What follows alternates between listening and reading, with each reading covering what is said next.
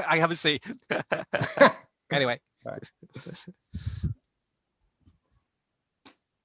Says we're live.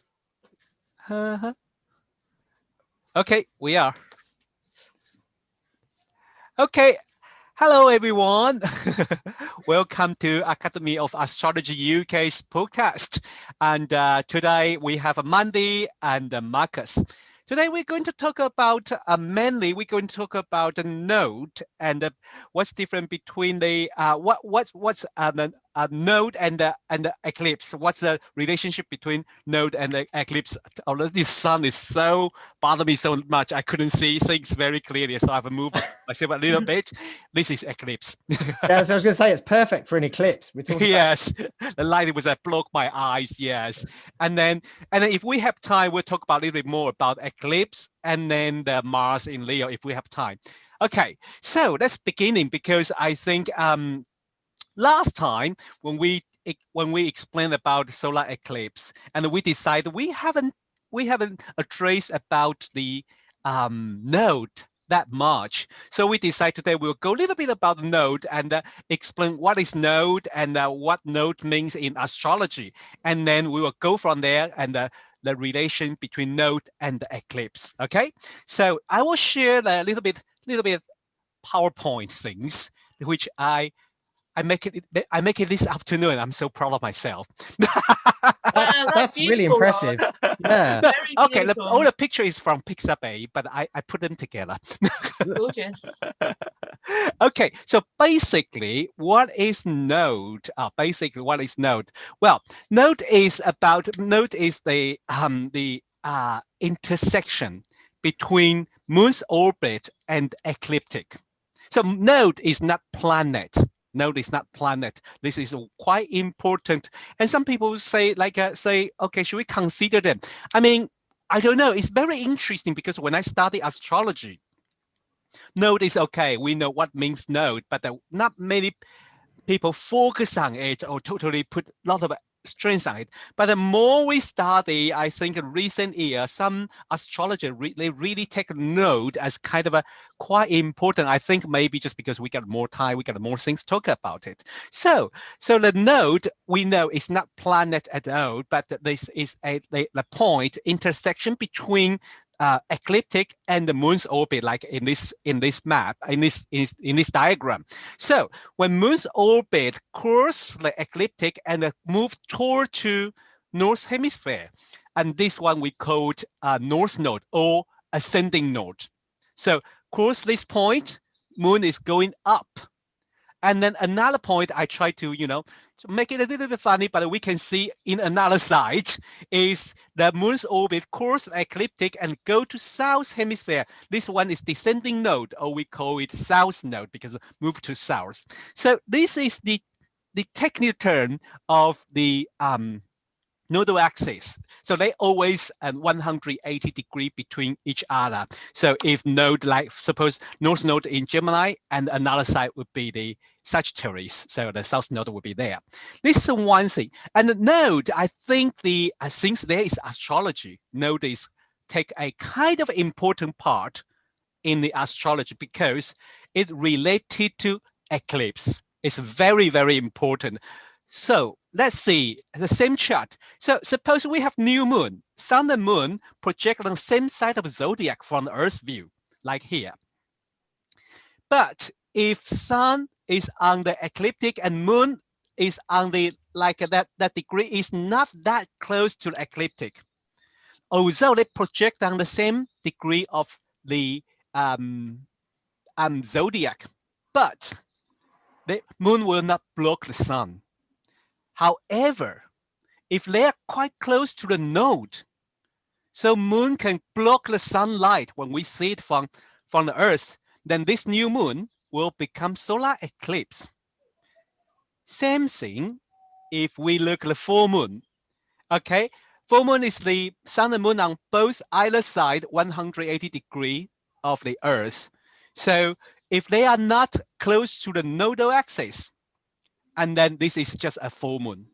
But interestingly, if moon is near North Node and sun is near South Node, so their light will be blocked by Earth then this is the lunar eclipse happen. So this is a little bit like a technical term about node. So if you the most important things you have to know, node is the intersection point of the two of the moon's orbit and the ecliptic. That's it. So it's not planet. But what does that mean? What does that north node and south node mean? I will probably should I go to Marcus first from a traditional view, and then about Monday give us some other idea.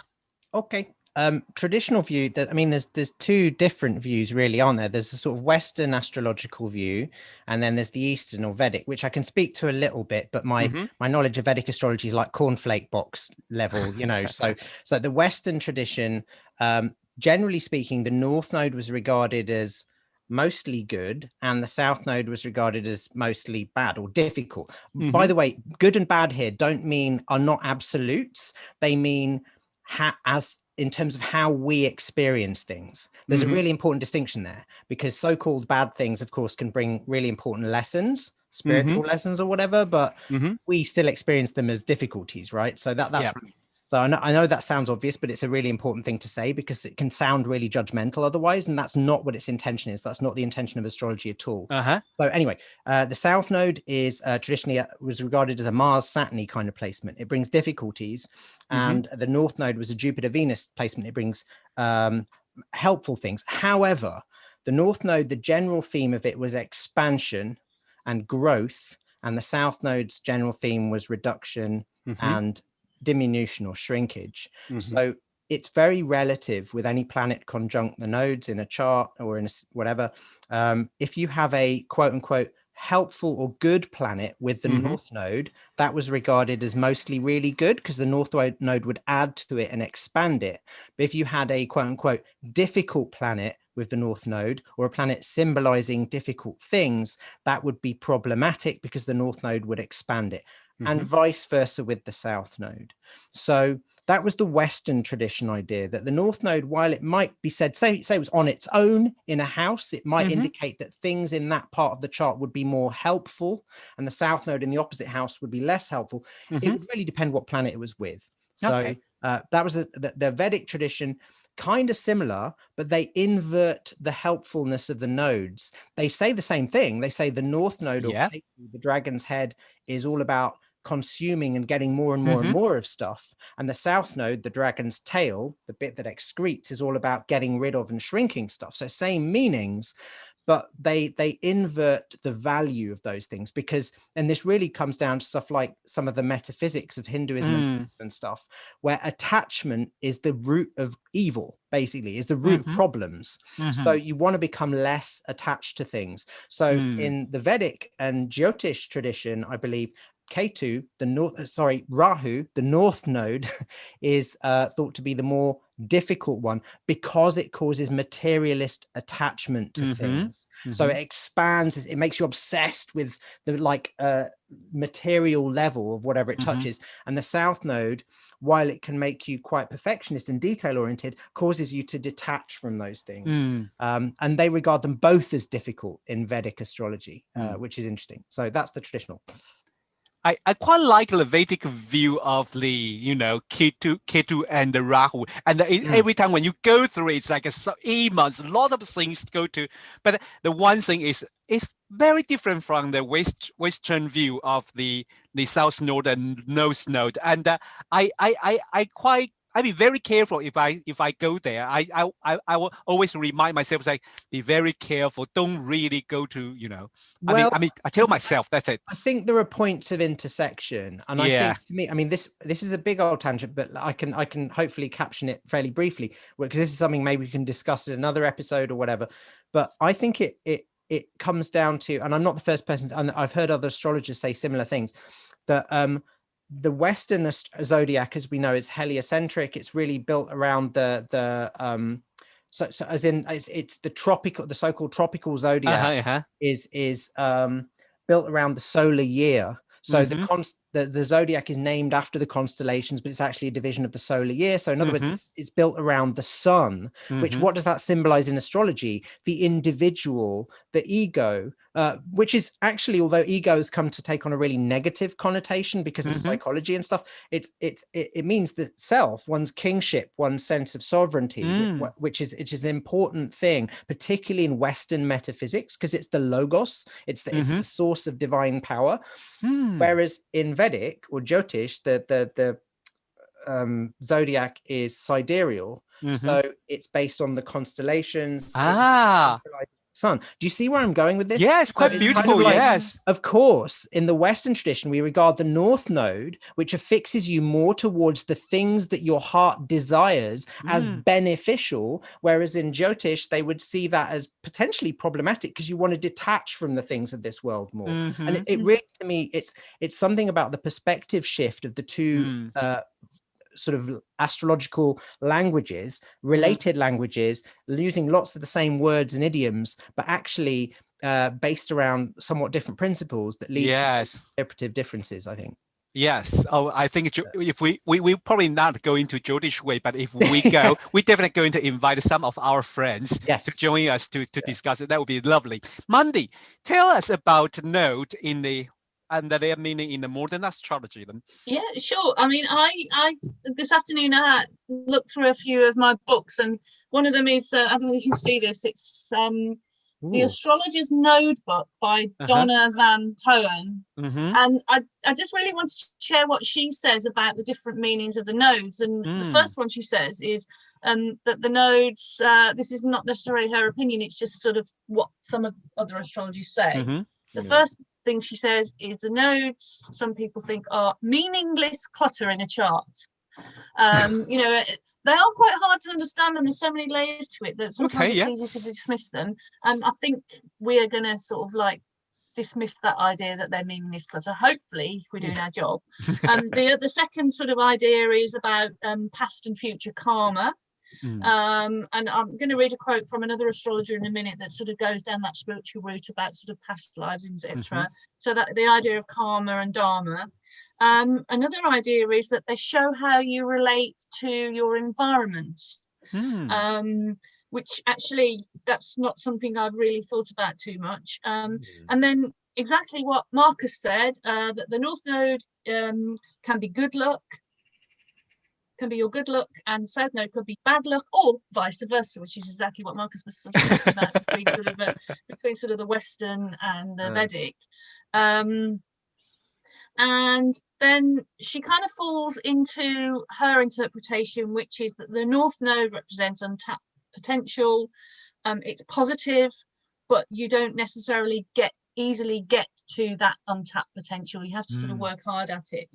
Whereas the South Node, again, tapping into some of what Marcus said, the point of stagnation, what inhibits growth, the line of the least resistance, what comes naturally. You can overuse these qualities to protect, for example, at the expense of the North Node's potential. But I think we have to always remember when we are talking about the nodes is that they are always a pair.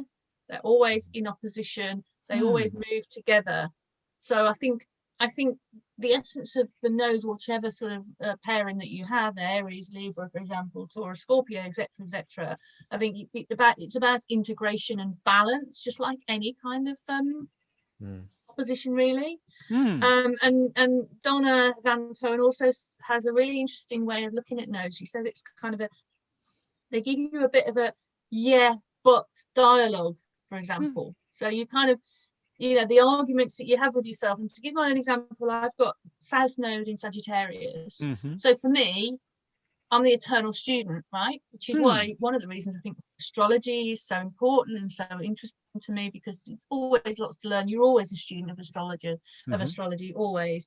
And then the North Node in Gemini, you know, you need to share that knowledge. You need to sort of share and teach and communicate and all the rest of it. So there's parts of that South Node of me really that's saying, do you know what? I'm going to study. I'm going to get certificates. I'm going to get degrees. I'm going to get diplomas. I'm going to get this, that, and the other, and maybe not do anything with it. And that has been a pattern actually.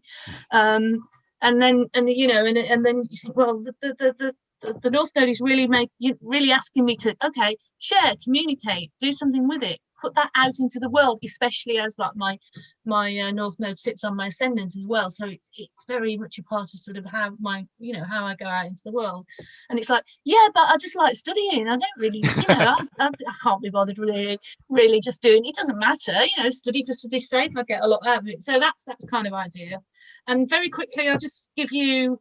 Again, I'm quoting another astrologer. So this is the Astrology of Self-Discovery by the late, I think she's late. I apologize if she isn't, by the late Tracy Marks. And she takes the sort of the more karmic view, and she assumes sort of past lives and that kind of thing. So she says the South Node indicates behavior patterns from the past, most likely early childhood and past lives, which operate compulsively and rigidly and often feel associated with our survival and identity. Such patterns may also reveal innate talents and strengths which we utilize frequently. So that's the South Node. The North Node, she says, on the other hand, points to a new path of growth and expression, a life purpose, or attitudes and behavior patterns which provide us with deep levels of nourishment and open us to experiences of oneness, union, and integration. So that's kind of more spiritual. And I think there are some themes running through that. Personally, I'm not sure that everyone has one life purpose. I think for me personally, my personal philosophy is that life, I think, is a bit more of an exploration than actually we're here to perform a particular purpose. But astrology, obviously, and the nodes and the whole chart, I think is there as a map more than anything. And with any chart, the map has lots of roads and lots of ways to go and lots of things that, so that's my view anyway. But you can see the overall themes repeating themselves. Yes, I think the both the South Node and both from either traditional way or modern view is pretty interesting about when we talk about node, and we always notice they are opposite sides, and they are always opposite each other. And this is like kind of things like when we always trying to, like Mandy says, when you try to explain about a node, you have to think about they are pair. They pair to each other. You couldn't just like go, only talking about, my North Node is somewhere, and then only focus on that and totally forget about South Node. Or you talk about South Node and totally forget about North Node. And I think it's very interesting because I like that view, because from the Hindu mythology about this Nodal Axis. So the demon being cut in half, then the head become Rahu. So it's a head and who chasing the sun and moon for the revenge. But the tail become Ketu, and it's like a lower part. So without thinking. So that's more like an animal instinct, you react things without thinking. So when we mention about the South Node, some astrologers say South Node is more about like what we're familiar with, or the past or childhood, because you act those things without thinking. But with the North Node, you probably like think a little bit and where should I go? But it's kind of interesting. Some astrologer, I think maybe Mandy also heard about this. They're talking about the Nodal Axis as a junction or crossroad, because it's like it's very interesting because it's a sun's ecliptic with moon's orbit to join together. So in that place, you're going to meet someone, that is kind of I like that beautiful view, because it's like, so usually, I mean, and I've seen that in my own life and other people I've studied and clients, etc., that people do tend to form significant relationship where there are nodal contacts and where there are nodal transits. Significant planets. It's really interesting to sort of study that. That's an area of study. I do agree. I do agree because when it does show. When I really fated relationships, and I mean fated relation. Sorry. No, sorry. Yeah, I was like, I was gonna say, I mean, fated relationships in the sense that they are important relationships where you have something to learn, not particularly fated relationships where, you know, you fall in love at first sight and it's forever after, happy forever after, you know. Yeah, because as I think we seem to have established, you know, the nodes aren't that easy and they're not that easy to integrate. Yeah. Often it's done through relationship. It is an opposition after all. Yeah, I was just thinking with when you were both talking about, so you know Sue Tompkins is really keen on keywords. That's a habit that I picked up from her, and I think that's a brilliant habit to try and sort of boil things down into. So I was thinking of 3, and there are many more, but I was thinking, imbalance, instinct, and compulsion or habit. Those are all very nodal words, right? It is, imbalance, instinct, habit, and compulsion. Because, like with the North Node, you're sort of you tend to, like you said, Mandy, it's an axis, so you can tend to overdo the North Node and then run back to the familiarity of the South Node, which is just autopilot. I think, like you said, Rod, it's like you just do it by default. That's your blind instinct. I've got South Node in my 6th house, and one of the things about that is that on a traditional level, they say that gives you illness when you're young, and often like difficult to diagnose illnesses, which was certainly true in my case. But on a behavioral level, it gives you that you'll work without really thinking about where you're going. You sometimes become a little slave to yourself, and then like you're like knackered and you're like, but hang on, nobody's paid me. Like, do you know what I mean? It's just like you sort of like keep going a little bit. Yeah. And then flip over into the 12th house North Node and just go out on a party bender for like 3 days, you know, which that was basically my 20s, you know. So you just like overwork. I used to call myself a dilettante workaholic, you know, because you go from one extreme to the other, you know, like habit, worky, slavey, and then like right into the 12th house of let's just go out and party and, you know, whatever. True. So it's but there's certainly this, I was thinking about that sort of habit level is really important there, and maybe that's a crossover onto the fate thing, you know, what you're saying, Mandy, because often what is unconscious unconscious drivers are what the nodes really talk to me about, because that's what you experience as fate, right? Do you know what I mean? Somehow. Exactly. It's quite interesting because should we Mandy. Sorry. No, go on. I was like talking about the Nodal Axis house. It's pretty interesting. So, you know, I mean, our audience can, you know, really look where is your South Node, and that is kind of what Marcus says, autopilot things. And then this North Node is like where you're going to extend it to your life and where you go, but always balance in between the two, right, Mandy? Mandy. Right? Could Mandy hear it? Don't know, Mandy, can you hear us? Yeah, you were breaking up. Sorry, I didn't catch any of that. That's why I was like, ooh. Yeah. No. Yeah. Did you ask me? Yes. Wow. So when you study the node in the client's chart, how you go through it? When I study what? Sorry, I'm really struggling with my internet. When you study the Nodal Axis for the client, and what do you focus on? I think the themes that we've been talking about, you know, that idea of potential, the North Node potential, and the South Node, the sort of the more familiarity, basically, and the fact, and I do actually pay attention to the sort of relationship side of things, you know, that it is sort of, it does have something, you know, where you cross over with the world and you contact with the world, even though there's an very ethereal sort of you know, sort of aspect to the nodes. And I don't really practice soul-based or spiritual or past life astrology, so I don't really use that particular aspect, but I do think about it, and I think all that idea about karma and past life and soul stuff can actually be quite easily sort of transferred to sort of think about things psychologically, so I tend to do that. I can't say that I pay much attention with clients to the nodes unless there's something really strong, and if there's a really strong nodal transit as well, we'll talk about that definitely. Yeah, and but it's basic, not the obvious thing that I really start with.